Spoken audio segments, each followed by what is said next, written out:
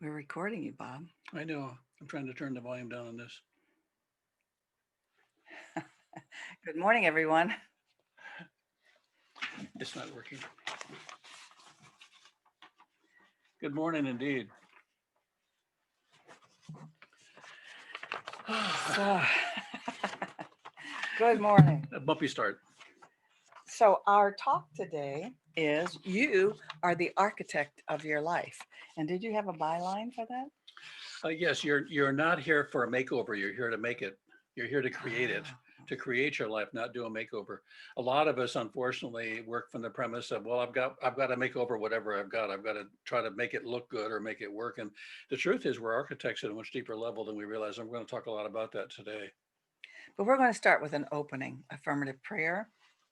And this is by Ernest Holmes, the founder of Centers for Spiritual Living.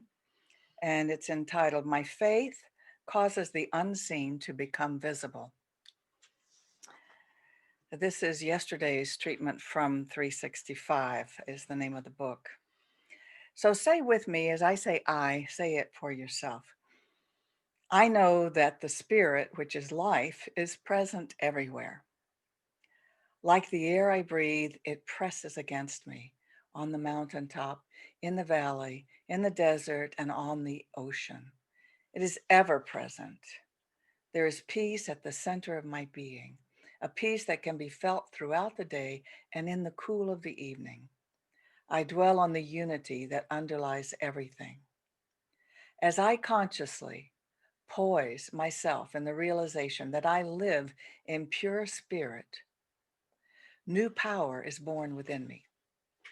I find myself renewed by the divine life, led by divine intelligence, and guarded by divine love.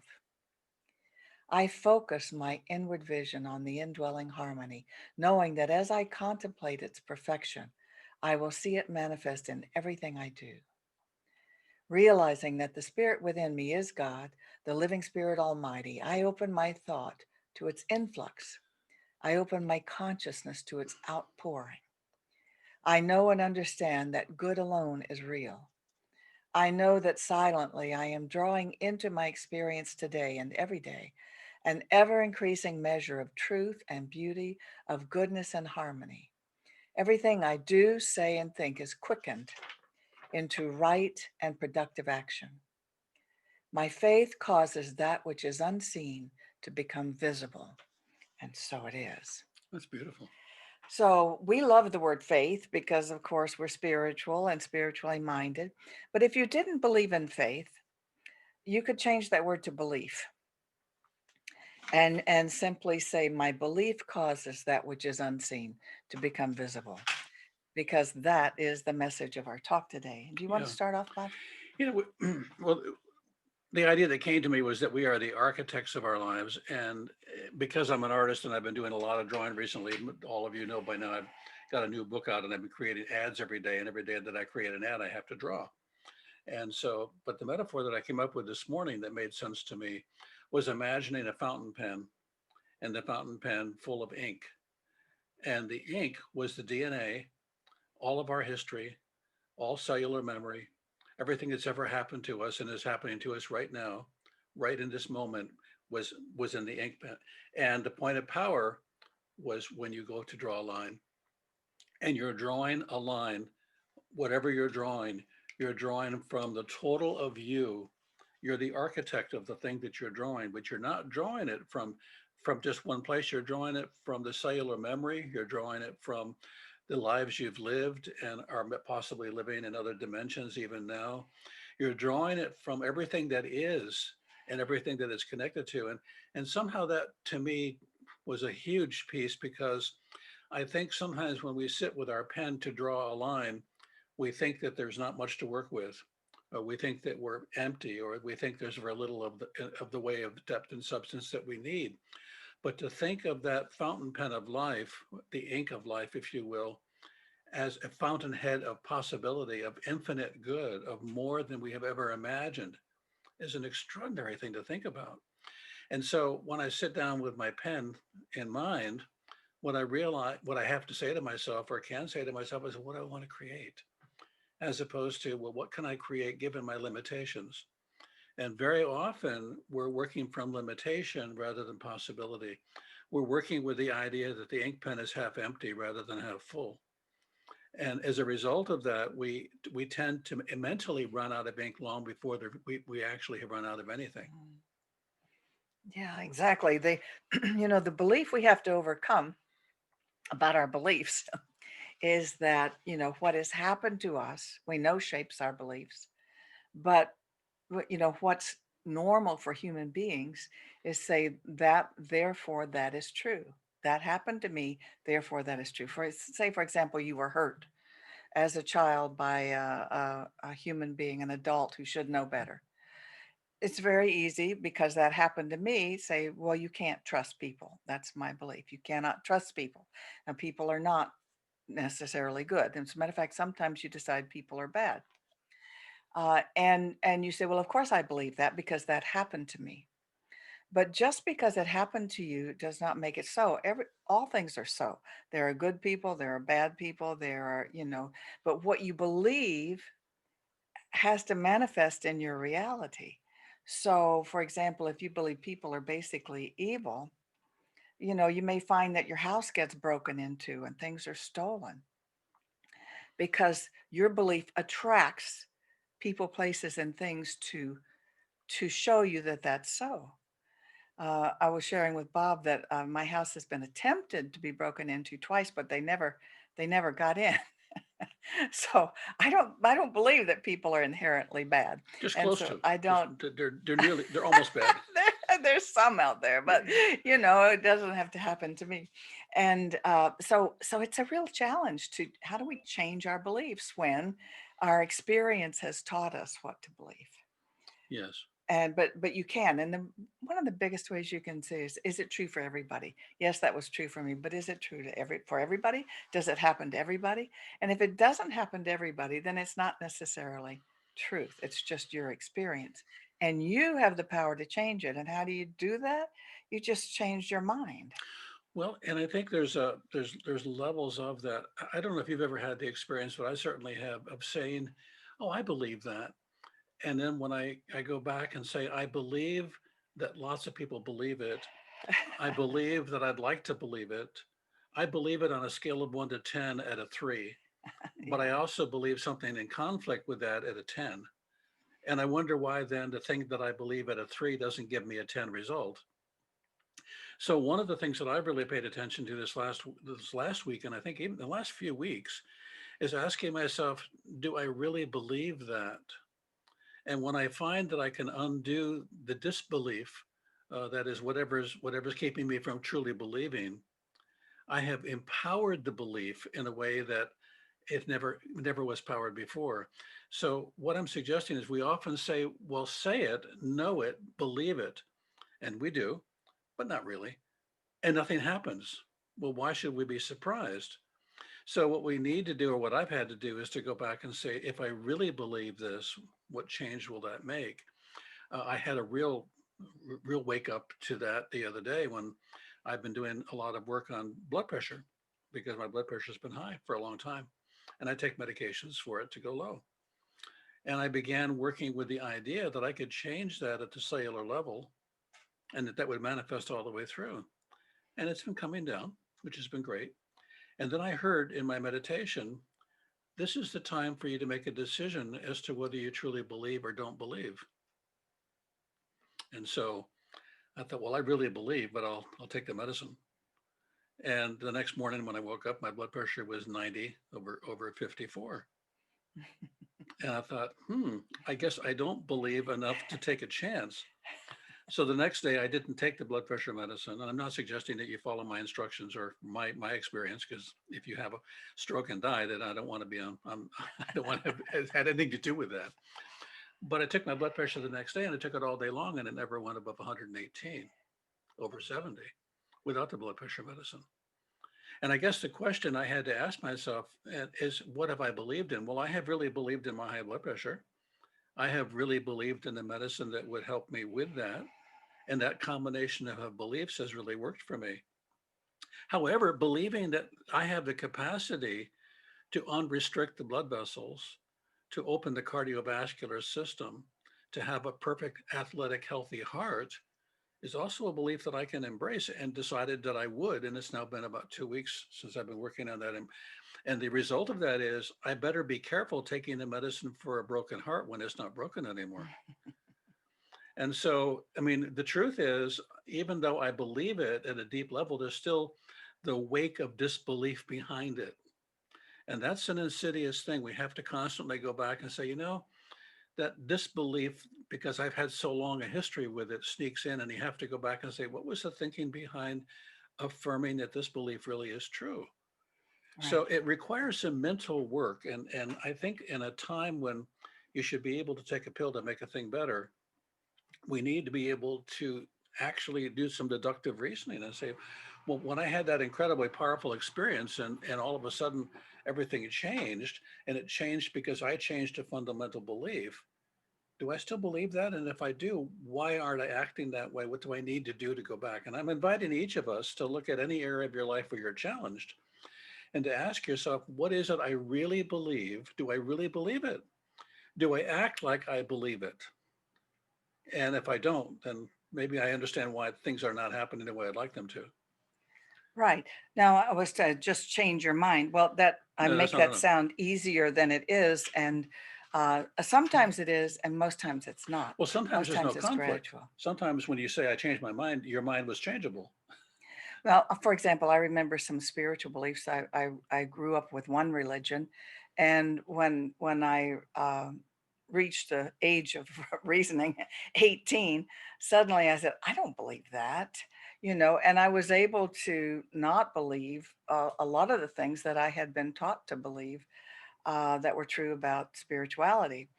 So sometimes it seems like we can just like that, just change our minds.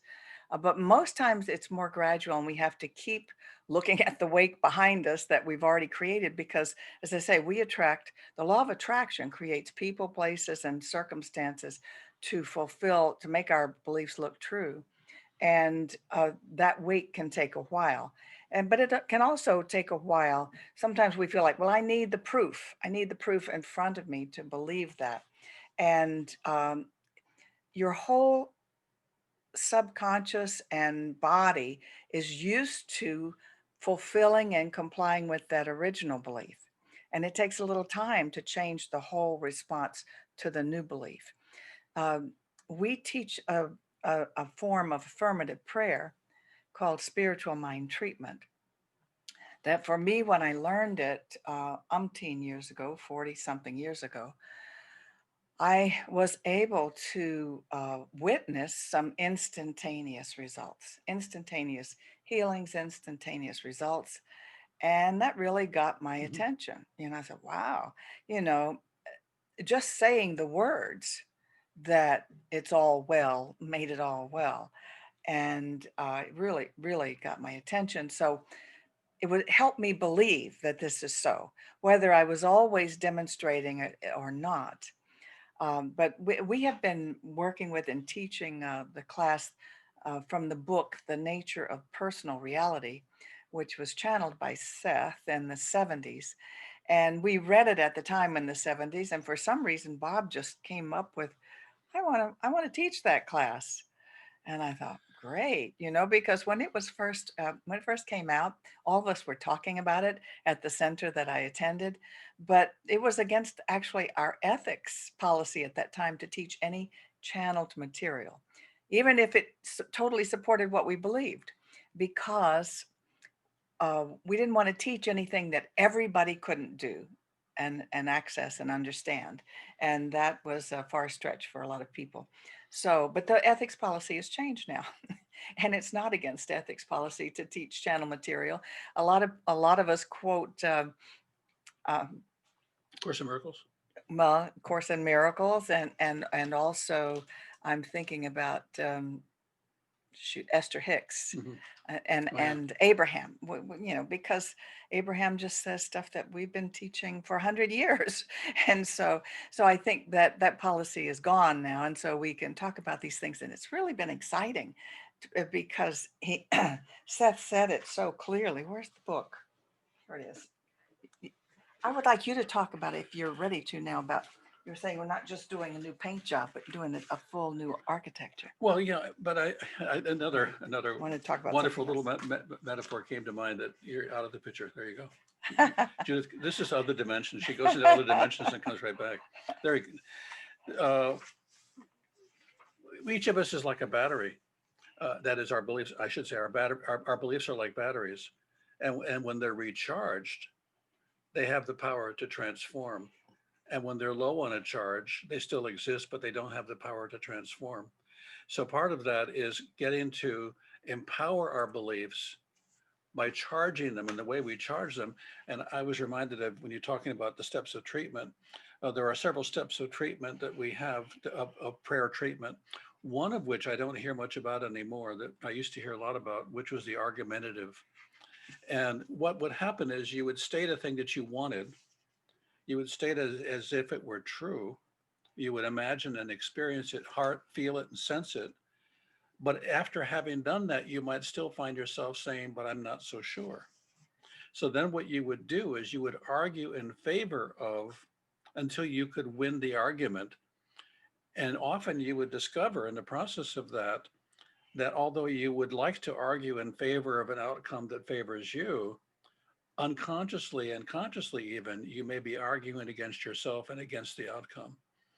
And so the argumentative step I found to be one of the things that has really empowered this whole process is, Mhm. what do you believe is the argumentative step? Can I argue in favor of this in some way that makes sense? Well, one of the things that's really helped me examine the cellular knowledge that we have, the DNA knowledge that we have that we can borrow from, is quantum physics, which is now showing us that this is no longer just some sort of a wonderful myth or story that people made up in order to explain things. There's substance to the DNA and to the history of all of our experiences wired into us that we can access. And there's proof of it. Well, all of a sudden, to me, that's like taking the battery that was 30% charged and bringing it up to 100% charge. And then Mhm. asking myself, how come I'm getting so much more current? I'm getting a lot more current because what's charging the battery is the affirmation at a heart level that this is true stuff. This is real, which is, I think, the difference. I've worked on blood pressure before, and we've all worked on medical problems before. I'm sure, like, well, I'll just say it's all better and it'll be better, and then it's 2 points higher. Well, I wonder what's wrong with that. And then you don't do it again because you don't want to challenge the old idea that if you think it, it'll work. But you haven't really challenged the thinking behind it. You haven't really asked yourself that, you haven't done the deep work. Go ahead. So I want to read this because many of you will recognize this is just what we teach. And this is what Seth was saying.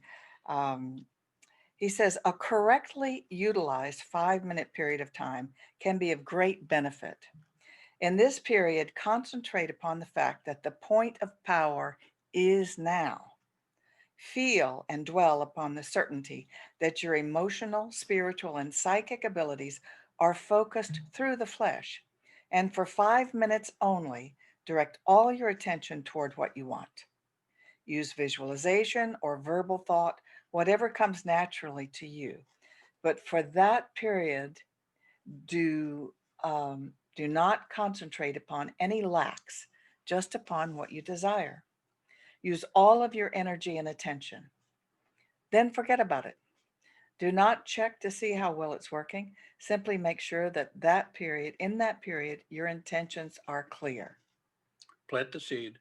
Don't dig it up every 20 minutes to see if it's grown. Exactly. So I wrote my notes from 1978 were that's spiritual mind treatment. And Bob, you were saying when we discussed this topic that you are the architect of your Yeah, life. A lot of times we think, well, we'll just go in and do a little paint job here and fix this. but and I thought what the metaphor that came to mind was that the house that we live in is the house we created. We created it at birth. We created every timber, every nail, every floor. We created the entire structure. If we're not careful, what we try to do after that is remodel it rather than ask ourselves, if I'm the architect of this house, can't I bulldoze it and build it over? Don't I have everything I need that I had in the beginning to rebuild it? And I think if you're busy because life has been tough doing a makeover, that's not the same as, maybe we need to build an entire new floor. maybe we could build an extension. Maybe we need to tear out all of this and start over, because you see the technology that built the first one can build a second one. And why this became so powerful for me was I realized for the first time in a deeper way than I've realized it in the past, is that everything that we have built is still in the process of being built. It ain't all Right. solid. There's nothing solid about this thing called the life that you live, which means you can move the living room, you can eliminate the kitchen, or at least the dirty dishes.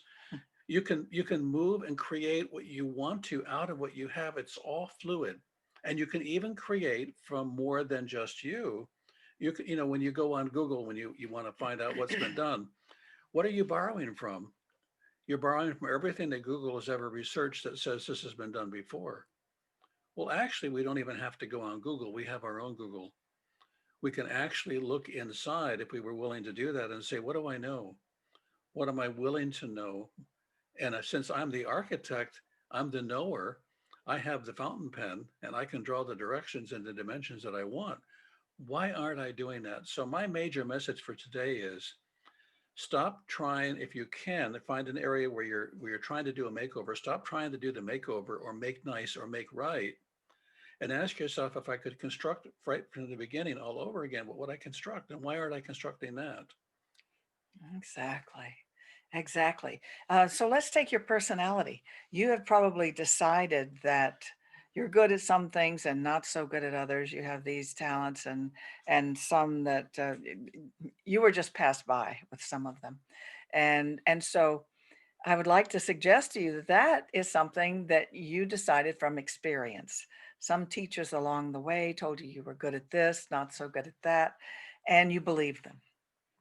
And so what happened is what you thought you were good at, you developed more and more of, and the things you thought you weren't so good at lay fallow, just undeveloped. W- You are the architect of your life. The point of power is in the present moment. If you would like to become better at some of those things, all you have to do is change your belief about it. All you have to do is say, you know, all the creativity in the world was given to everyone. Some developed it more and some developed it less. All of the organizational skills were given to everybody, and some developed it more, some develop it less. So whatever area of your life you might want to see at this point, the point of power right here in the present, because that's the only time you can change your Mhm. mind, right? It's the only time you can change a belief is right now. You can actually have that come and be developed for you. So you get to decide. Now, there's several steps. You need to decide. So you turn on the computer. You need to decide what it is you want. So you go on Amazon and you look at all the competitive pieces. You decide on the one that you want, and then you say yes. And you feel good about that yes. And you place your order, and then you let it go. Now, there's another step. When somebody knocks at the door, you have to be willing to open it and take the package. Some of Mhm. us have placed the order, made the payment. The door has been knocked on. I said, I don't believe that anymore. I wish I did. Or we open the door and we look straight rather than around, and we don't see what's been delivered. A lot of our good has been delivered to us and it's been overlooked by us because we have contrary beliefs at the same time. And so we have to be really very dogged about opening the door a couple times a day and looking down, when it knocks, to see what's been delivered. We're having our good delivered to us all of the time, and we're often not looking for it. We're often not aware of it. We didn't even know we placed an order for it. So I'd like to talk about prosperity at Okay. this time because a lot of people in this pandemic are looking around and going, "Ooh, businesses are closing. There are things that people can't doing. I guess money's getting tight." And that's a belief, and it starts showing up. So Seth also brings this up, and he says, if you're feeling less than prosperous, ironically enough, what you need to do is give some of that away. And when I read that, I thought, oh my goodness, that's what we teach in our prosperity classes, and it's not just to prosper churches and centers, Which is but nice, but which is nice, and we like it because we do a lot of good work. But and we don't have to qualify by even doing good work, but we do. But that's an important thing for you to remember too for yourself. If you're feeling less than prosperous, are you holding on, or are you acting from the belief that I always have enough? I always have enough to spare and to share. And so Mm. support those things that you believe in, that bring good into the world. And And that will help your own circulation, the law of circulation, as Emerson calls and it. he makes a point of it isn't the amount, it's the It's energy the that you put act. forward to. When I sold recently, when I got the check for my 240 books that I sold, the first The thing I first month. Yeah. yeah, for the first month I sold 240 books of the Diary of a Mindful Dog.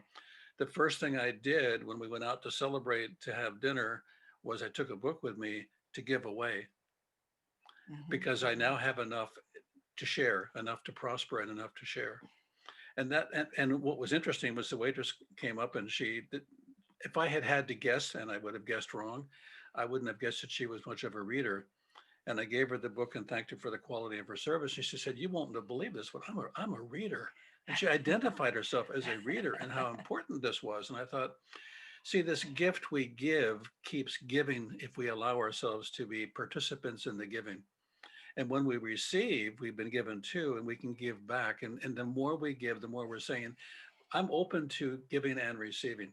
The joy of hearing that from her affirmed that this book was worth the time and effort, and that my having decided to share it was worth the time and effort as well. And that builds more energy. That builds a wake in favor of us. So what Judith is also saying is create a favorable wake of prosperity. And on Exactly. days when the motor is running low on gas, allow yourself to know that the wake will push you and make the journey easier. Exactly. So we also speak, I'll just speak briefly to this fact that during this pandemic, many of us seniors are staying in more, and you can start feeling closed in on a little bit, and including us. And so this is very helpful to us to interact with people and friends online on Zoom, walking in nature, being in nature. Yesterday we went to the beach and walked, and it's amazingly rejuvenative It's and it's renewing. It's charging, yeah. It, Yeah, it it charges you up. really does charge you. And so I urge you to take care of yourself and connect. If you can't connect in person, connect on Zoom with people. There's getting to be so many Zoom things, we can't even keep up with them anymore, but we're So, glad you're joining us here today. so what I need to mention is that we are Centers for Spiritual Living. We have Centers for Spiritual Living palmbeaches.org, which is our website. Now the website is CSL Oh, I'm sorry. Yeah. palmbeaches.org. And you're welcome to, and we would ask you to please donate to that and to that site. There's different ways you can donate. And if you'll do that, because we depend on that in order for us to be able to continue to do what we're doing. So your support is an essential piece of that. And also, you're making a difference in any way that this helps anyone else because you're a part of it. And I thank you so much. Kalimba Love just posted the website in the chat part Oh, of this thank if you. you would like to see it.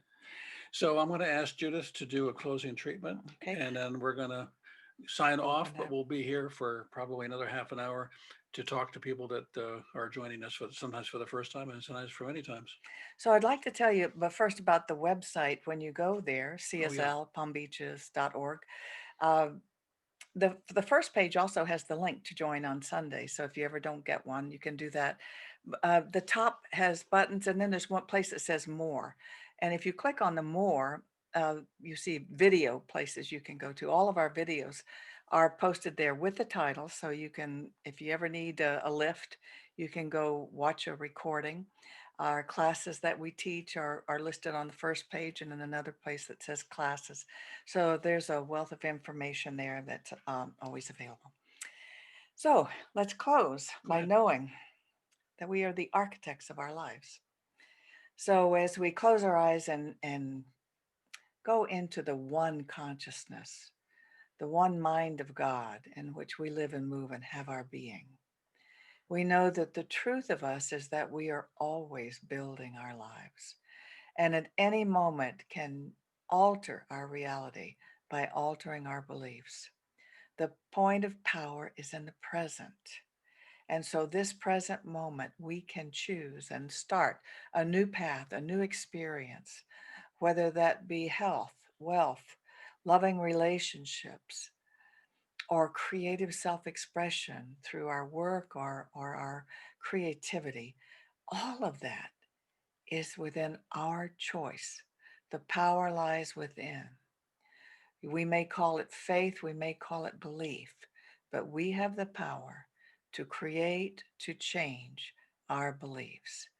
We know that is so. We give thanks for being reminded of it. We release, and together we say, And so it and is. so it is.